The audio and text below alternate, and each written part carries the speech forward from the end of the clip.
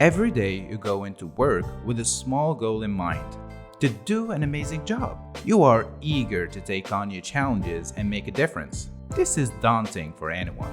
However, taking good care of yourself will help you stay motivated at work. One way to take care of your mental health is by breaking up large tasks into small ones. Setting your goals for the end of the day will help you pace yourself and not get overwhelmed. Another way to boost motivation at work is to take a break every hour. Studies show that this helps you concentrate better in the long run and prevent burnout. So, it could be as simple as going on a walk or finding another activity that helps you relax.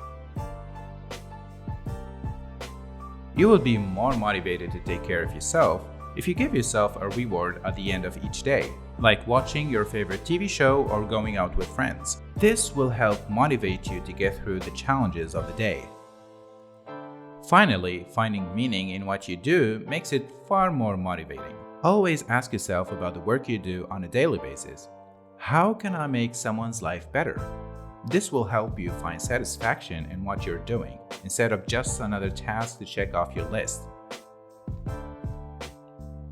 There are a lot of different ways to stay motivated at work, and it can be hard to figure out which methods will suit you best.